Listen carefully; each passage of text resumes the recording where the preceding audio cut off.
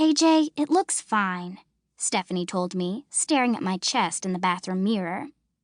We were on a 5-minute break from the table read so that Mr. Katz, the faculty advisor, could go out to his Subaru and chain-smoke Marlboros. It totally fits. I turned to the side, and there they were in full glory. The megaboobs. My face burned with irritation. The curse of being a redhead. My face flushed at the drop of a hat. It so does not, I said, crossing my arms over the hot pink hoodie she was attempting to lend me. I pressed my forearms down so hard it hurt. God, I hated those damn things. Sometimes I wondered if there was some breast fairy who came in the window every night, attached a tire pump to my chest area, and went to work. You are of a normal size. I am purely Himalayan. Well, what do you want to do? Wear a stained sweater for the rest of the day? She asked, wrinkling her small upturned nose. Everything about Stephanie was small. Her feet, her boobs, her ears, her hands. With her blue eyes and curly brown hair, she was like a walking, talking Precious Moments figurine. I, meanwhile, was deformed. All right, fine, I said finally, grabbing my bag. Let's just go back. You're welcome, Stephanie said with a hint of sarcasm. She's like a mom that way, always making sure you're polite. Thank you, I replied with a smile, matching her tone. We walked out of the bathroom and headed for the lobby outside the auditorium. So Robbie Delano really saved you? She asked. Yep, it was like he had some geek-repelling force field around him or something, I told her.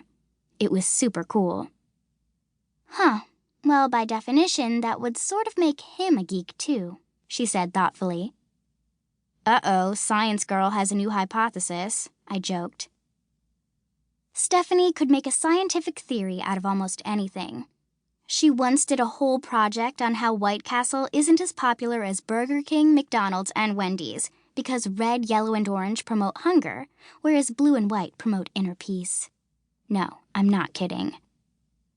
Well, think about it. With magnets, the positive force is attracted to the negative force. So let's say you're the negative force. Why do I have to be the negative force? I asked.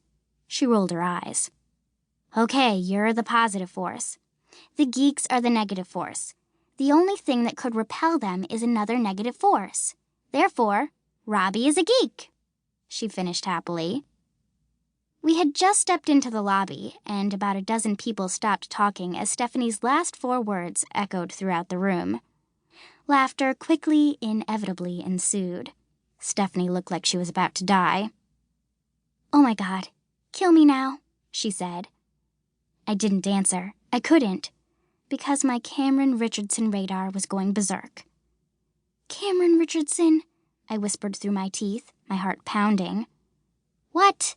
Steph asked. She was still distracted by her verbal vomit. He was standing in the corner with Tama and some other guys from the basketball team, all sweaty from practice, cradling a ball and laughing at some joke his friend had made. I loved his laugh.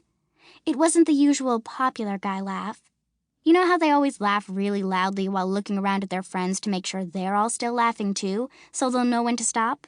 Like the second something stops being funny to one of them, it must stop being funny to all of them. Not Cameron.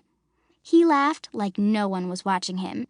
And sometimes, when you thought he was finished laughing and he'd gone all quiet, he'd suddenly, spontaneously giggle out of nowhere to himself.